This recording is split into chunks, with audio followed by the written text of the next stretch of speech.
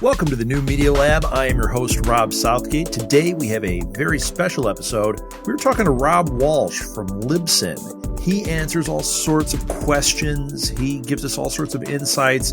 This is a jam-packed show. You might want to get out a piece of paper and a pen and take notes. I'm not going to hold this up. Let's get into it. Rob, thank you so much for joining me here in the New Media Lab. To avoid confusion, your last name is Walch, right?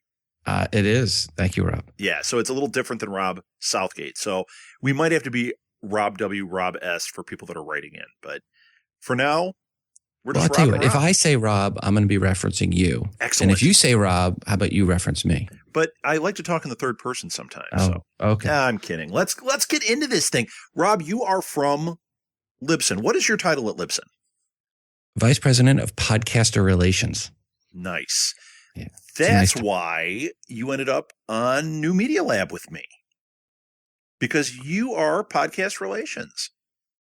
Yes, that's my job, is to talk to other podcasters. Isn't that a great job? It's an awesome job. I wish I could land that job. Instead, I guess I am doing that job, right? That's what I'm doing here. So normally the way this show works is I just kind of interview, we just kind of have a conversation, and it kind of goes where it goes. This is going to be slightly different, even though I told you that's what it's going to be when we started talking. The only reason it's slightly different is I put the word out to our podcasters. I asked if anybody had any questions for you. And then I put the word out to a Facebook group called Chicago Podcasters Unite, which is a great little group that's been put together by Ines Bellina, who did ask a question here. So I've got some questions from them and then from other podcasters that I tweeted it out to, and they wrote to me. So I want to kind of go through some questions with you, and then I've got questions. Do you mind if we kind of hit the questions first, though? Absolutely. Fire away. All right. This one's from Alil Kunika. He is from the League of Geeks podcast. And anyone that listens to my stuff knows he's from a bunch of the Southgate Media Group podcasts, too, like Nuff said. His is a straightforward question. I don't know, and do your best to answer these. You may not have the answers, but he said, what can the little guy do to drive numbers? You know, I know it's the worst question, man. There's no magic bullet for marketing your podcast. I come up with, it really comes down to great content. Great content trumps bad marketing. Bad content trumps good marketing. You have to just work on the content and then engage with your audience. I mean, the best thing I can tell anybody is engage your audience, because word of mouth marketing is how all the big shows got big. All of them. None of them got big because they did watch some webinar and paid $1,200 for a webinar, joined some group for $1,200. They got big because they engaged with their audience, and their audience told their friends about their show. I mean, that's really it. There's no silver bullet. And here's the thing. You could have the best content, the best show, and you might be in a niche. Maybe you have the greatest show about professional chameleon raising. You're never going to have a big show if that's the case. So you have to understand, too, who's your core audience, and is there the potential for it to be a huge show? It may not be. But, hey, 200 people that are all professional chameleon raisers listening to your show, that might be the biggest huge thing in professional chameleon raisers ever. So, yeah, you're right. So as far as driving numbers, you're basically saying audience engagement is really the key. And that's something that we've talked about on this show a lot, like social media, Twitter, Facebook, Instagram, getting even email on that. You'd say all of that applies, right? Yeah. And email, more than anything else, is having an email address where they can call in and email in. Have a place where they can call in with voicemail messages, have a place where they can email in, and then answer those questions and engage and reply back. The worst thing you can do is get an automated system that sends out tweets. That's one of the worst things, because now you're completely putting your social media at arm's length and you're not engaging. Twitter only works if you're engaged in Twitter and you're responding back to people. Just putting up post after post after post on Twitter, one-way communication, Twitter's worthless. Does not work. So it's all about that social engagement. Yes. And it doesn't really matter where that exact engagement is, other than the fact that your audience needs to be there. But it doesn't matter if it's Twitter or Facebook or Instagram, wherever it is your audience is, you need to go there and engage with them. Yeah. Yeah. See, that was a tough question that you answered well. Okay, got another one here. This kind of goes with that. Aaron Peterson wrote this in. Aaron Peterson is from the Hollywood Outsider. He wrote, with so many entertainers, celebrities, radio stations, established brands leaping into podcasting, has the end of the independent podcast already begun? What do you think about that? No, not at all. Because they're on equal footing with us. Granted, yes, they have some celebrity status, but that doesn't mean their shows are good. I've seen some really big name celebrities, and I won't throw them under the bus, but they host with us, and their numbers are minuscule. And I'm like, wow, this show should have been huge. I mean, we're talking about people that have primetime television shows or major HBO comedy specials, and they come in the podcasting world and they just fall flat on their face. Yeah. And it's because they didn't engage. Their content wasn't what their audience was. They didn't go out and promote, maybe. Whatever it was, they didn't leverage the celebrity status they had, and they didn't follow it up with good content. But I've seen huge shows where people had no previous background, or, Dan Carlin, one of the biggest shows. Nobody really knew who Dan Carlin was before his podcast. Yeah, he did a little radio long time ago, but that's not how he got to 3.5 million listeners. He got to 3.5 million listeners per episode because he had really good content and word of mouth. Yeah. Yeah. And now, is he one that was really good with social media?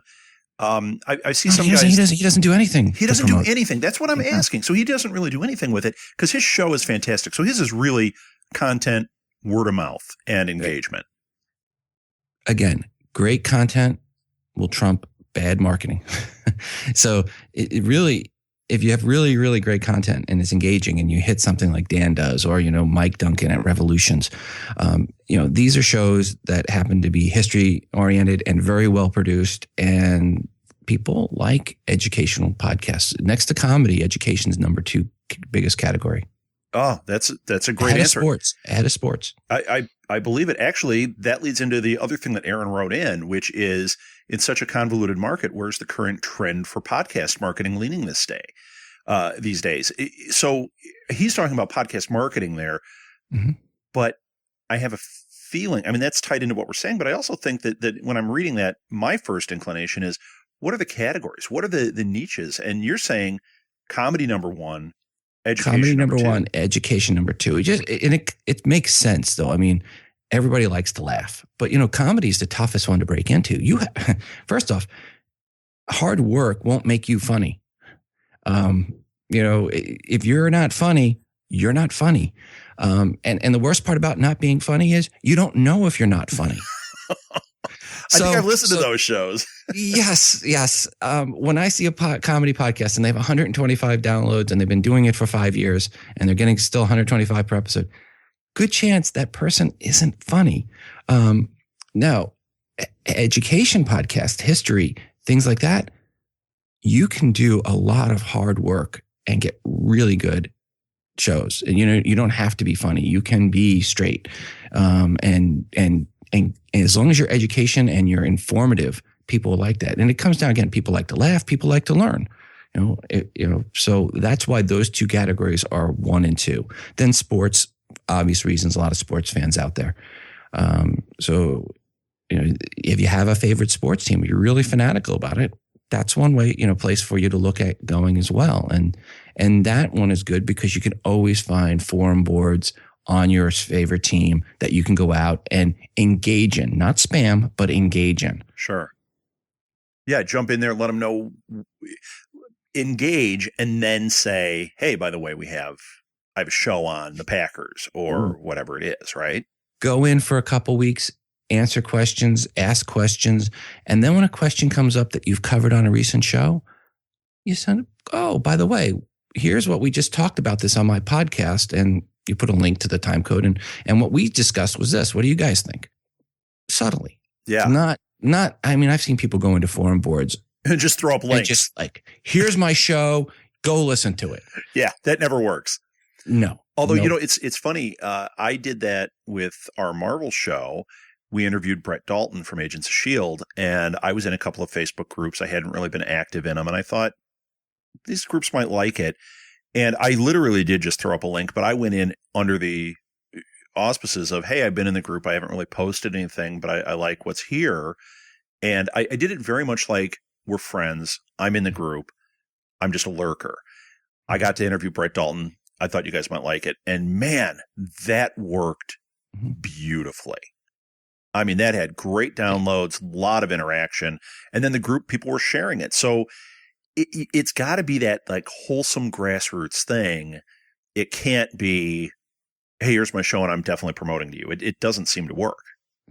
Yeah, it does. And again, take time, take a few weeks, start becoming an active member in that community so that when you finally do go and put that post up, you don't have to apologize about it, one. And people are going to be, oh, okay, he's been a contributor. And people's memory short, if you were in there 3 or 4 weeks, they don't know if you've been in 3 or 4 months. Most people, well, recently you've been active, good. If you've posted a couple of times, people kind of know. You see the names.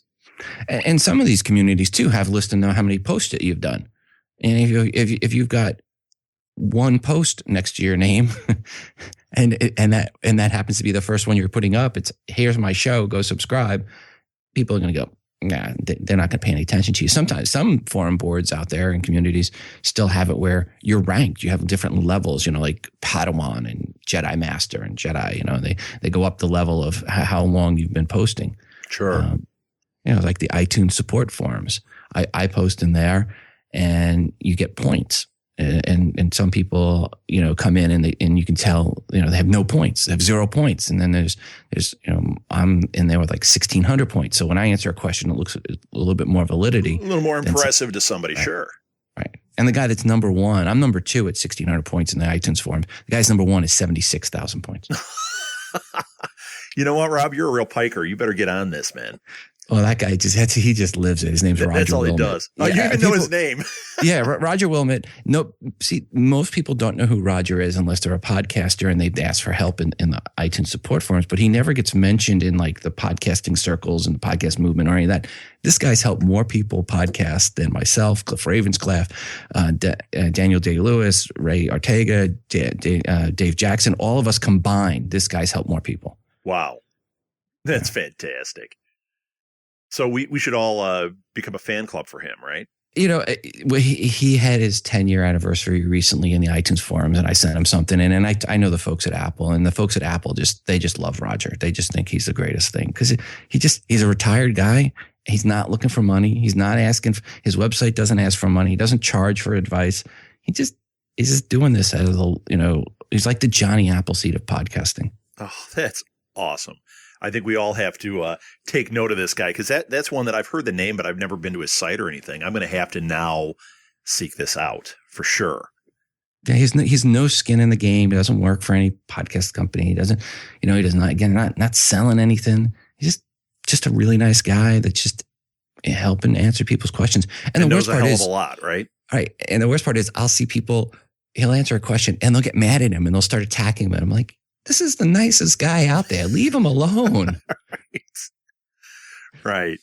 Okay. I got another one. Now this one is from Ines, the one I mentioned before, who set up that Chicago Podcasters group. Her podcast is XX Will Travel. I think it's got 2 X's and it says Will Travel. So we're going to go with XX Will Travel. She wrote triple X. That would be a different category of show. Yes. What advice do you have for new podcasters who don't already have an established huge platform to begin with?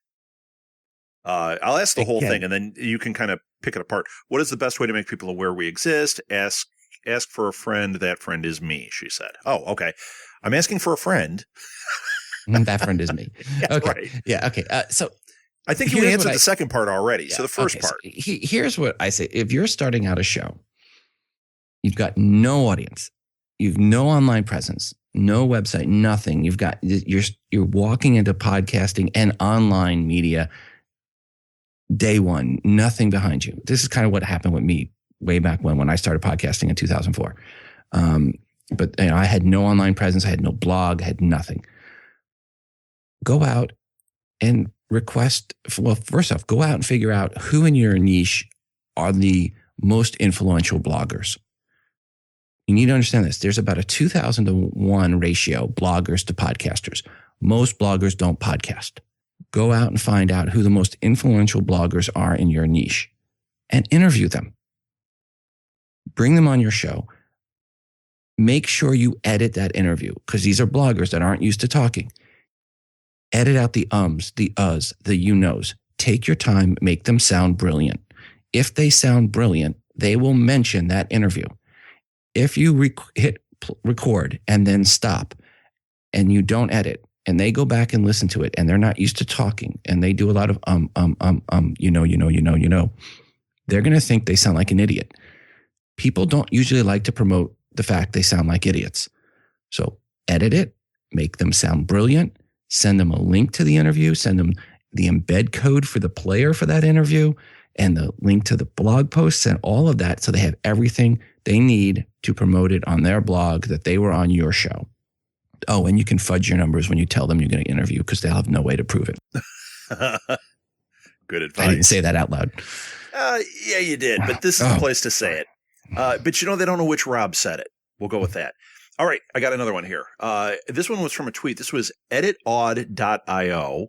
So that's their Twitter handle. I don't know who this is. Okay. They said, is Libsyn modernizing their design now that there are big competitors like SoundCloud? Well, I'm not sure what they're looking for with that. Yeah, we are. Okay, first, we are always updating. And you'll look, and if you were to compare our feature set against SoundCloud, it's not even comparable. Right. We can do so much more when you host with Libsyn with the tools. We just released a new player that's comparable to the SoundCloud player now. But we can schedule posts when you release an episode. We can schedule where those episodes go out to. So you can push out to SoundCloud as one of the destinations, or Google Play Music is another destination. And we have Spotify and others. But we have smartphone apps. You can have your own smartphone app. You get actual real detailed statistics. Our stats are believable. So there's so many more features and things you can do with Libsyn than you can do with SoundCloud. SoundCloud's got a pretty player, but that's it. It's not a podcast hosting company. And I tell people, if you're not going to host with Libsyn, go host someplace else. Go Blueberry, but don't host at SoundCloud. It's one of the worst podcast hosting companies out, or places for a podcast to host. No, it's you know what I look at it is, I mean, we've got, 80 some shows and we're on all the different things. I'm with Libsyn. Okay. We are on SoundCloud because it's another platform. It reaches a certain audience. It's fine. It's a sliver of the numbers, but I'm happy we're there.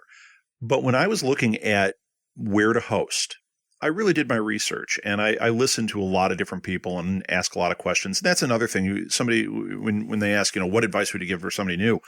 Ask a lot of questions. Podcasters love to talk and most will share.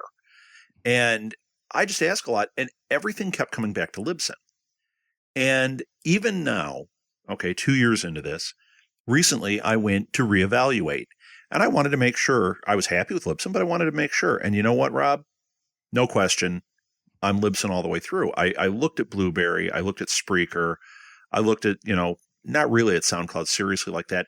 It all came back to the features with Libsyn, ease of use. One of the biggest selling points for me is the stats. I mean, it's fantastic. So, and this is not a Libsyn ad by any stretch. Yeah. I just wanted to say that because that question, hearing it, it made me think, it's almost pitting you against them. And it's two different things. And really... Right. And I think some people get mistaken thinking that they're going to pick up a huge audience if they're on SoundCloud. They're not. They're not. And unless you're a music podcast, people at SoundCloud really don't care. I mean, I'll give you my numbers right here.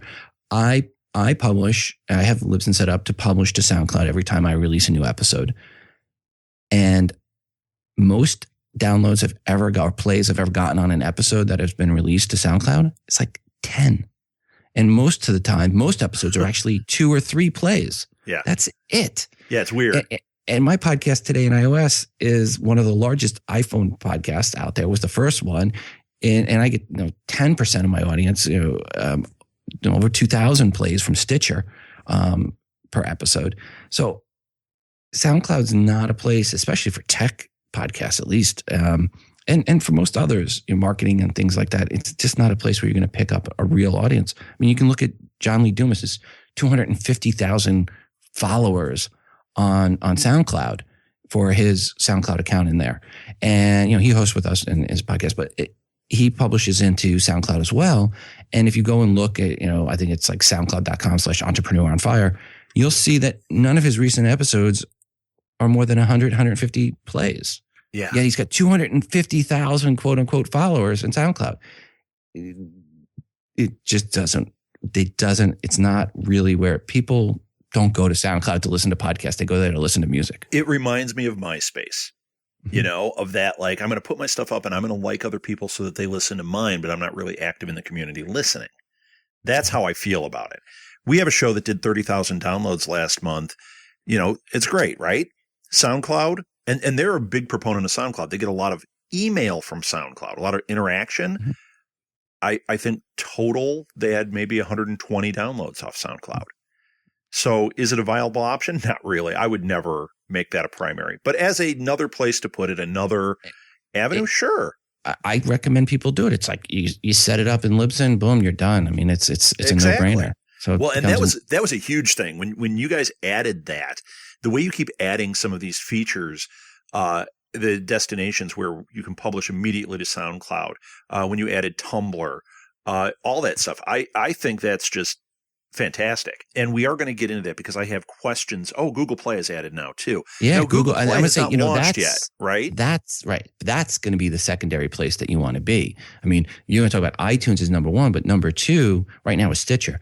Soon, number two will most likely be Google Play Music because that's native on Android, and that becomes just another destination in your Libsyn account. And the beauty of that is you can schedule. Okay, I want it to go to Google Play Music earlier than iTunes or everywhere else. So you can schedule when those are released. But yeah. Oh, I didn't realize that. So you can schedule to whatever service you want to go to in order. Right. And where that comes into play is if you can make contact with the people at Google Play Music, you can make a deal with them and say, hey, if you guys feature me, I'll release my episodes earlier to you than to other places. That's fantastic. Now, is that true of SoundCloud and other places? I mean, are you able to do that? Yeah, you can schedule to the minute release for each destination, or go to a destination. You can or only just go in to general. a destination. Yeah. See, I do it all the time, but I didn't know I could do it to specific destinations. That is a revelation to me. That is fantastic. Yeah. So if you actually go into your Libsyn account, when you're publishing, you go all the way down to schedule release expiration, and then you click on advanced, you will see all the destinations you have set up, and you can go in and set a different release date. So what I do when I release my episodes, this is what my workflow. I usually finish my podcast somewhere around 2, 3, or 4 in the morning. Not the best time to publish to Facebook, Twitter, and LinkedIn. Right.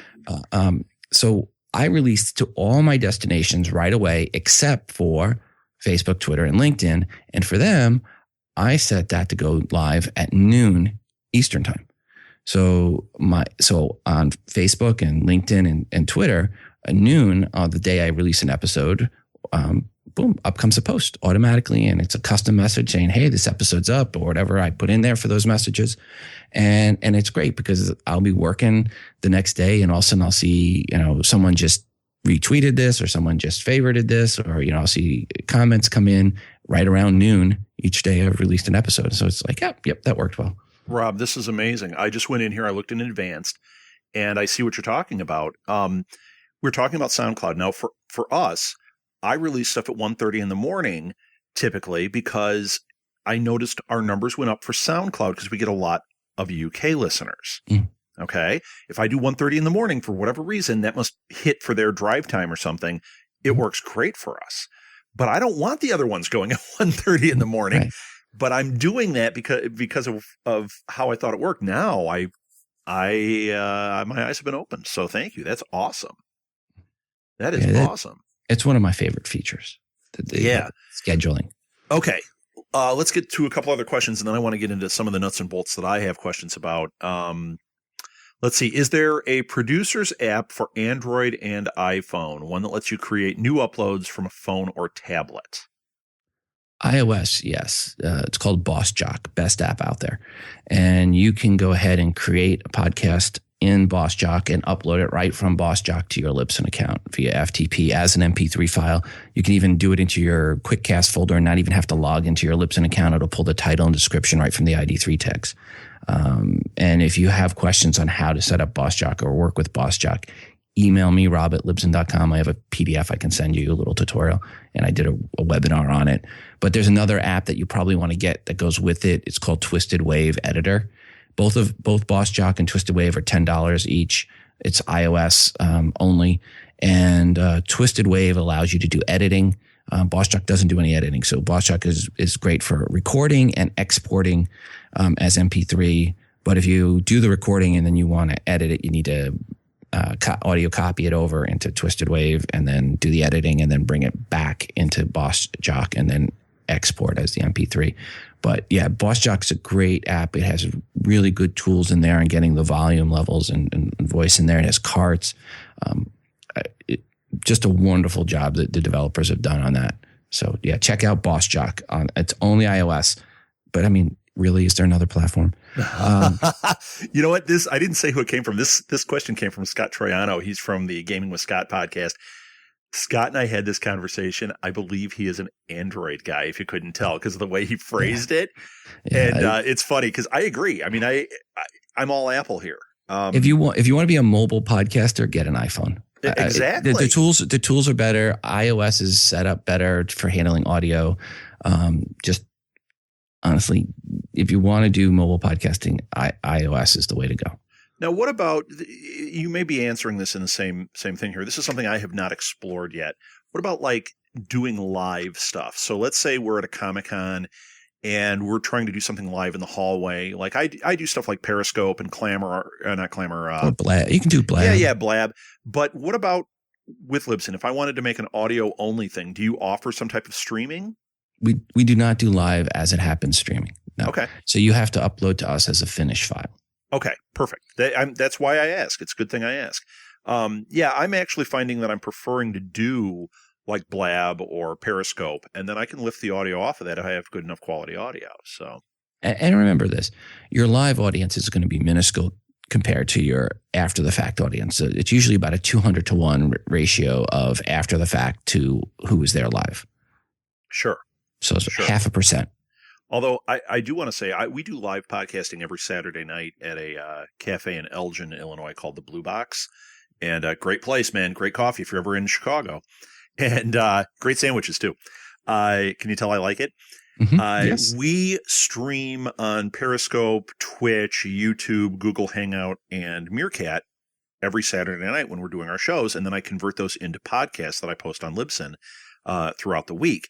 And the interesting thing is, and there's no rhyme or reason to it yet. I haven't figured out the pattern, but some nights we have 30 people watching across all platforms. Some nights we have 3,000 on one and 100 on another. But that audience, that live streaming audience for that particular thing is really big. And I think it's because it's a live in front of an audience show, as opposed to I'm podcasting live. You know what I mean? Yeah, that is an exception. Again, I said I'm not. It's not making sense to me, Rob. Yeah, I mean, I've talked with Leo and the folks at Revision 3 and others that have done do a lot of live and then podcast. And the best I've heard from like any of the big shows that do live, it's about 2% live as it's happening. Really? Yeah, and most, again, like Leo's like 0.5%, less than 0.5%. Most are right around 0.5% or less. Now that I hear that, it's telling me I'm doing something wrong. I would love to see those numbers convert to make that 3,000 be my 1%. That would be awesome. Yeah, and you have to look too. Maybe you look at your keywords, what you put in, what was going on that caused that. But the reality is, there's a lot more time in the week for people to listen to something on their schedule than a specific time that you've set. Right. And 100% of the people that listen live are likely to listen after the fact, but obviously it's not the other way around. Very interesting. Okay, I'm going to give you another one from Scott. And this one is getting more into nuts and bolts. Is Libsyn thinking about incorporating any of the ideas of Clamor into their primary webpage for listeners? Where they can share snippets out onto their website. Clamor's already into our latest player. So we already support Clamor in the new player. Really? Yes. See, you're filling me in again, because we're big fans of Clamor. So if I'm in here, It's in the player, you said. It's in the new player. So if you go to todayinios.com, for example, you can see the new player, todayinios.com. You'll see it right there, center screen. And go ahead, and there's 4 buttons. One's the RSS, and which has, matter of fact, you'll see some other links there, and you'll see the download button. There's the embed code for the player, and then the 4th button. It looks like something out of Star Wars. Click on that one, and you will see the first item that pops up is Clamor. Are you kidding? This is the new player. I hadn't explored this. Fantastic. Okay. And do you use Clamor? Have you found that to be a good tool for you? I have used it a little bit. I mean, again, it's about word of mouth marketing, and Clamor helps with word of mouth marketing because it's more about Clamor's not. Here's the mistake. Clamor's not for you, the podcaster. Clamor's for your audience, and it's about your audience using it. It's not about you using it. You already have ways to tell your audience your show's out there.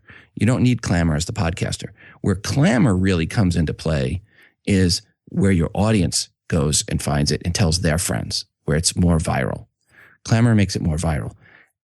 I think a lot of people look at Clamor the wrong way, thinking, as a podcaster, I'm going to use Clamor. I'm going to promote it. You already can tweet, hey, here's my episode and here's a clip. You can go to Overcast and get the exact URL and time code that you want where people to listen. So there's other ways to do it. But Clamor is more about, hey, I'm going to make it available for my audience to go and find that time code where they want to go ahead and promote that 18-second clip. Right. Excellent. Oh, that was really solid, man. I'm glad that's a new feature on here too. This is exciting. Right. And if you're at the web page too, if you go and click on that little button that looks like the RSS symbol on my page, you'll see there's a place. Then there's a button for the RSS feed. Go to get the show on iTunes, the TuneIn, and Stitcher. So we've got buttons in there. When I will add a Google Play Music one in the future when Google Play Music's available.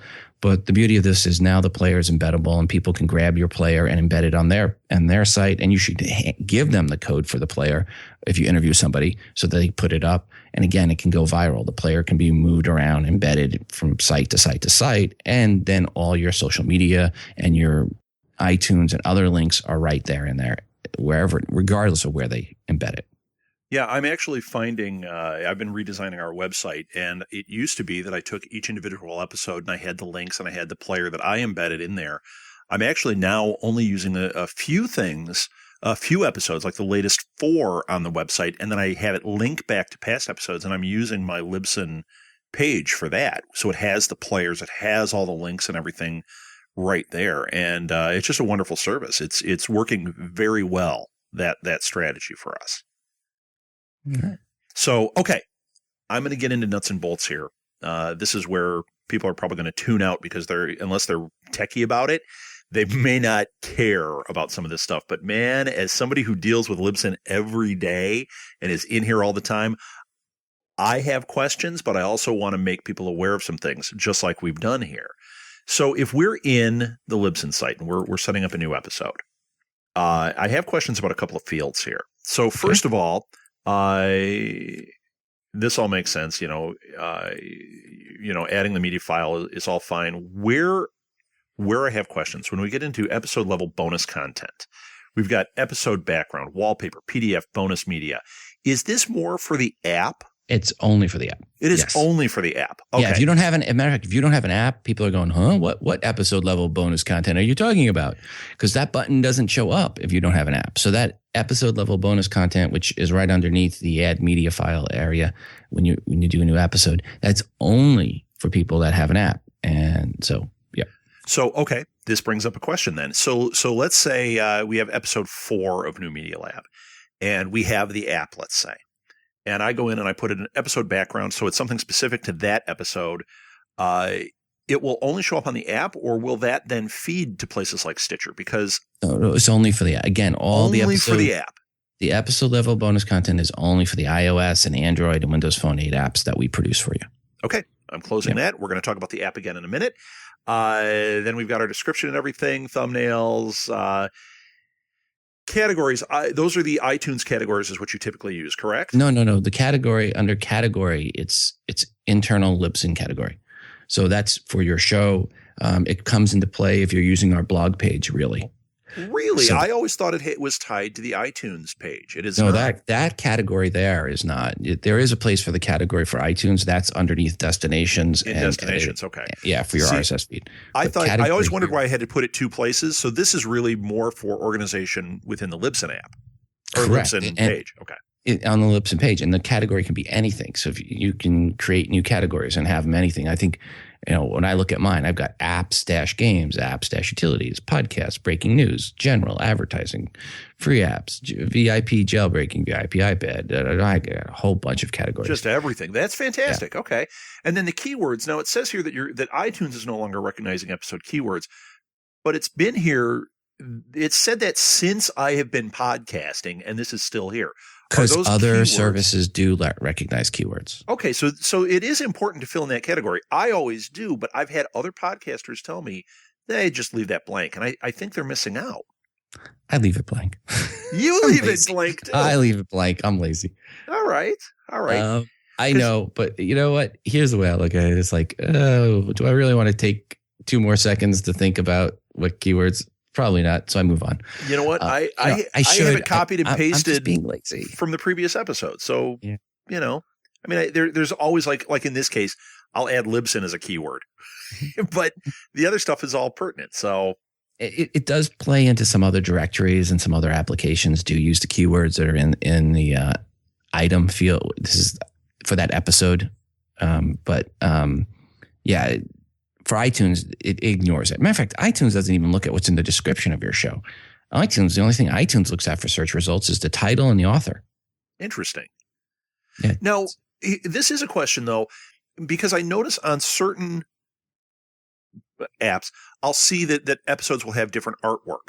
And I create different artwork for every single episode. I put it in here and I upload it in the thumbnail. I see it on my Libsyn blog page, but does that get fed to Stitcher, or is that something I have to work out with Stitcher? It's in there in your feed with us if you put it in. And depending on the apps, if they pull that from the feed, it should be there. Some apps pull it from the ID3 tag of the MP3 file. So you want to make sure you also have your artwork in your ID3 tag before you upload. So the 2 places you want to have custom artwork on a per episode basis is in your ID3 tags before you upload to us, and then here as the blog thumbnail. That was really interesting. I did not realize that, because I see it all the time, and it's one of those things I've asked people before. Nobody has ever said, oh, you should put that in your ID3 tag too. Yeah, it depends on the application and service. Some of them, some applications actually pull it from the ID3 tags for the MP3 file. But most do pull it off of if you have it in the item field as an episode level or item level, they call it artwork. And that's here where you would upload that. And you want to make sure that artwork meets the iTunes specs as well. You want the artwork to be 1400 by 1400 here, not in your ID3 tag. So here you want it to be 1400 by 1400, less than 500 kilobytes file size. For your ID3 artwork, 300 by 300, under 100 kilobytes is best. Interesting. Now, if I do put in 1400 by 1400, though, when I go to my Libsyn blog page, it looks terrible. Now, I've looked at what you have on yours, and you don't do episode artwork. Oh, what I do is I put the artwork in, but I do individual artwork for each episode, but I do not use the thumbnail on the blog. I just leave that first item checked. I'm uploading it so that it gets into the RSS feed and everywhere. So I don't put it up on the blog because, again, it's one of those things where for it to look right on the blog, you got to go to the smaller artwork, which then doesn't work right with what iTunes wants. I know, because iTunes requirements have changed. So yeah, that's interesting, because I was actually looking at it the other way. I was making it so it was 250 by 250. When you do that size and then it goes up onto the Libsyn blog page, it looks great.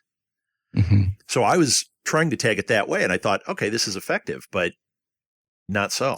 That might be why those services you're not seeing your artwork updating. Right. Love it. That definitely answered a question. Okay. This is going to be an area I have a feeling you're going to say you don't do anything with, but when you get into advanced options, extra tags, what is this? Okay, so that can be where there's other third-party sites out there and services where you might be putting your feed in where they have some custom tags that they want. So you can put something custom in there. Okay. It can be there's some other tags that we don't have in here. There's like the iTunes order tag. You could put the iTunes order tag in there if you want to reorder your episodes. But there's some other tags that third-party services use, and we'll have custom tags that they need, and you can put in a custom tag here. So that's what this is. Okay. It's right. So this just gives you the ability. I've never encountered. Add, so right. I don't do it. Yeah. It gives you the ability to do some additional things with your feed. So we want to make sure that Libsyn is great for the person that just wants to put in title, description, and hit publish. But we also want to make sure Libsyn's great for the person that really wants to cut into the weeds and down into the detail. You know, people that think if you have anything other than a Linux box, you are an idiot. You know, for those people, we want to service them as well. Well, apparently you are there. And then TV style rating, that's really if you're doing video. I always put in like clean or PG, but it doesn't really matter, right? It doesn't. And the iTunes style, you know, you have the iTunes style ratings now. It's not set explicit clean. Just to let people know, Apple's changing it now. So you have to pick either clean or explicit. You don't have to pick it at the episode level if you've set it up at the show level, but at the show level, and in the Libsyn account that's under destinations and then edit for Libsyn Classic feed, you do need to pick either clean or explicit. Apple doesn't like that not setting anymore. They don't like that tri-state. They want shows to be one or the other. Yeah. And here's a little bit of information people may not know. One episode, say you have 300 episodes up on iTunes. If you label one episode explicit, the rest are clean. But one episode is explicit, you get kicked out of India. You get kicked out of a bunch of different countries where there's no explicit content allowed. So one bad apple will spoil the whole bunch. Wow. So if you are someone who's got one episode on your feed that's explicit, or two or three, just a small number, get them off your feed, because your show is no longer in iTunes in India. Matter of fact, you can go into India right now, change iTunes setting to India, go in, and you will see your show not listed in their iTunes podcast directory. Once you remove those shows, after a point in time, it will update and you will be back in India. But yeah, I try to tell people, having one or two episodes that you go, I'm just going to, I had one episode where, you know, I had a guest and they dropped an F-bomb, but I didn't feel like editing it. Big mistake if you think India is a potential market for you. Get in there and edit that F-bomb out. Yeah. I use an anvil drop a lot. People make fun of me, but I try to clean everything up because, you know what? You're cutting off India, but I always think of the amount of people here in America you're cutting off. The second I'm listening to a podcast and somebody drops an F-bomb, I can't listen to that show in my car with my 8-year-old anymore. Yeah, I was listening. That's huge. I was listening to a history podcast, and I won't say name. And then it was in the car, and it was with the kids, and an F-bomb came through. I was like, oh, yeah. Dad. And then the wife looked over at me. I'm like, yeah. No. And it happens on shows that have never done it before too. And you go, well, but I can't, now I don't feel confident I can listen to this again. Right. You know, that's a great point, especially when you think of India. India's huge. And you're cutting off a huge potential market. Now, if you're doing, you know, Orange is the New Black, maybe India doesn't matter as much. Exactly. I mean, you have to look at what your show, I mean, you're doing a podcast on Game of Thrones.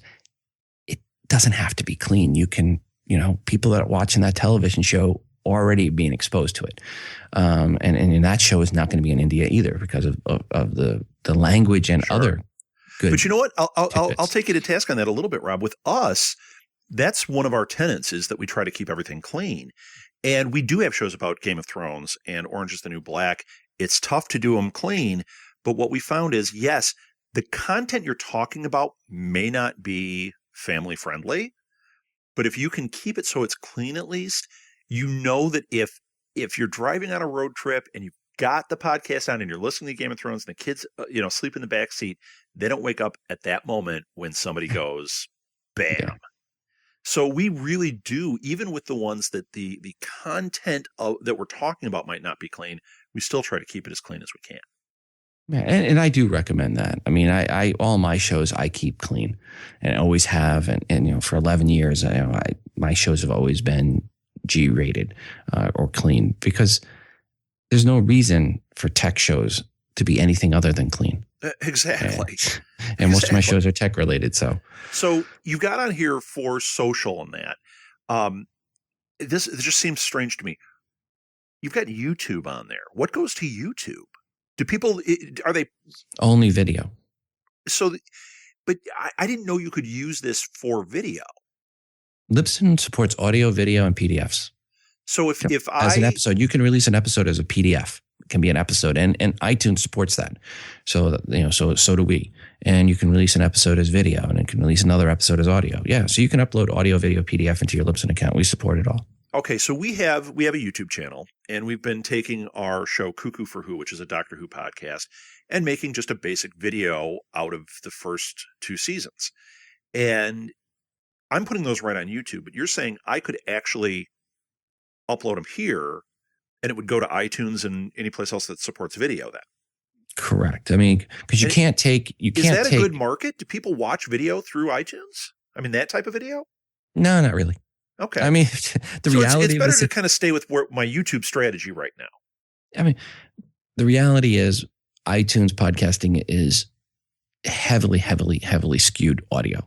If you go into iTunes right now and you go into the top 200 episodes that are hot right now, and you look at the top 200 episodes, chances are you're not going to find any video ones in the top 200. None.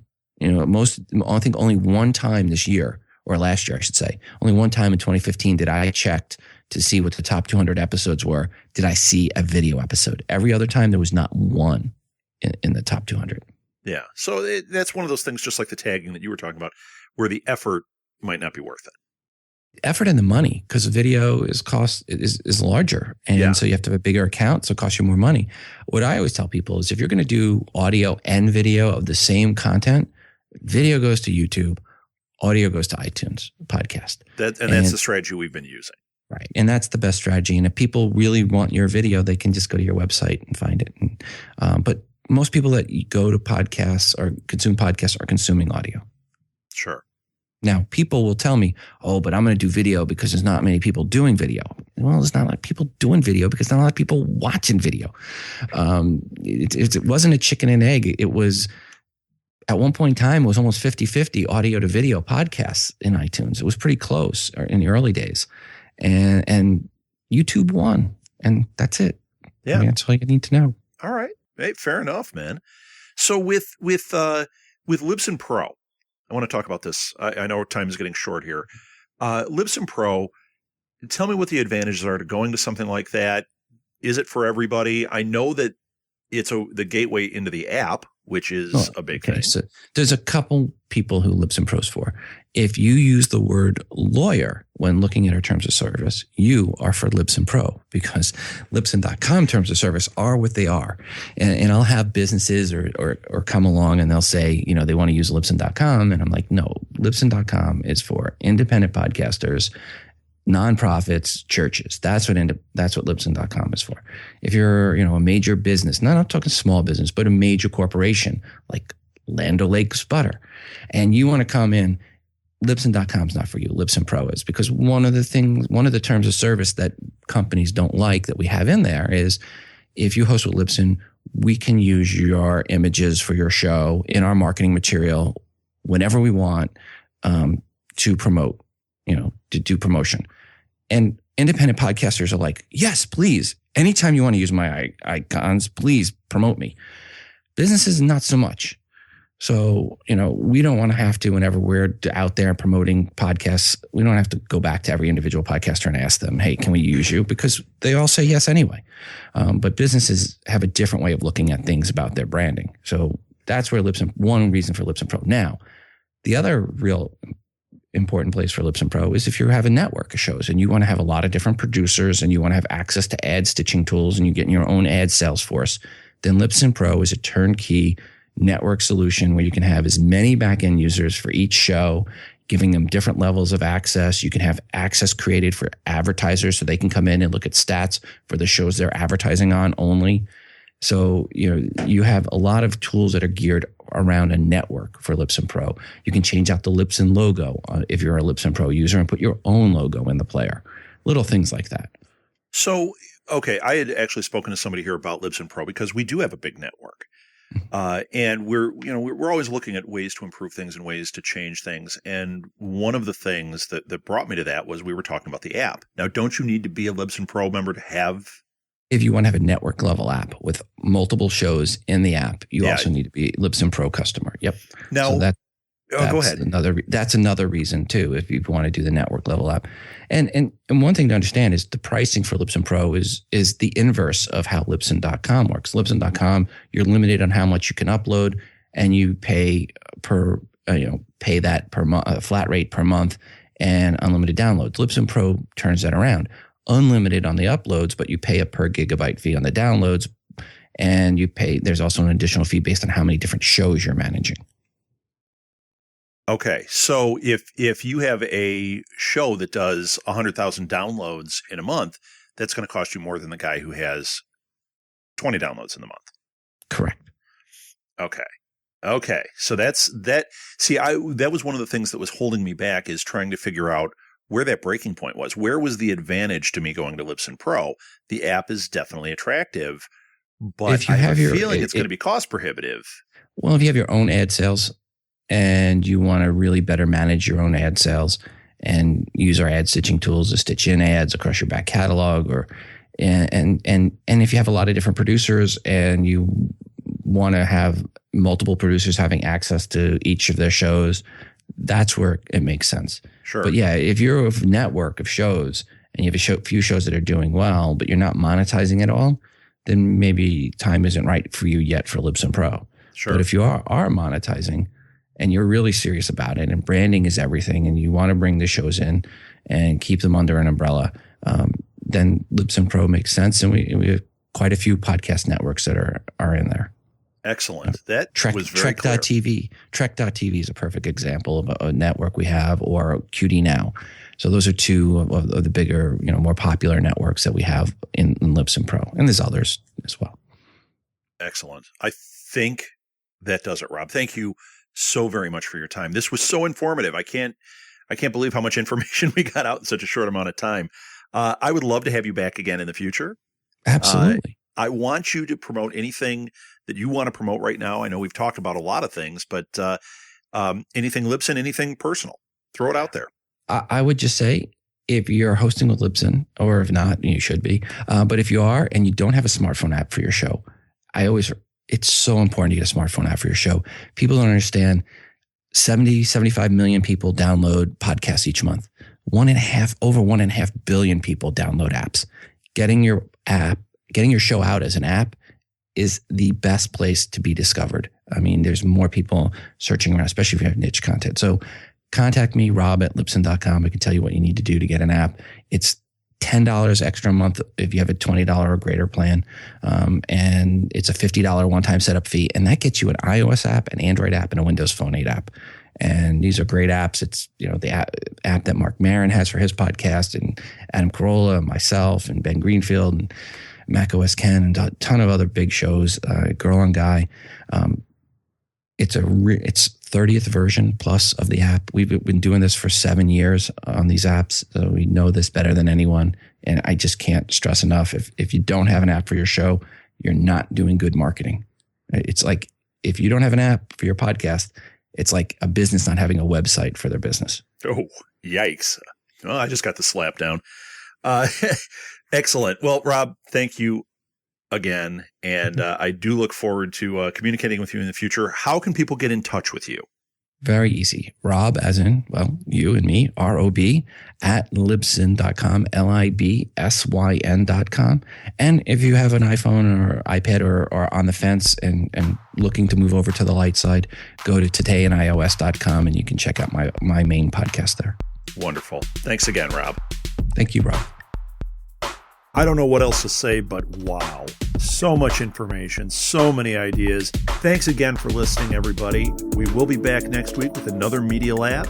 Until then, you can connect with me on Facebook under Southgate Media Group. You can follow me on Twitter @rsouthgate. You can also follow the company on Twitter @SMG Pods. If you have questions for me or for Rob and you'd like to write in, our email is southgatemediagroup@gmail.com. Until next time, keep creating.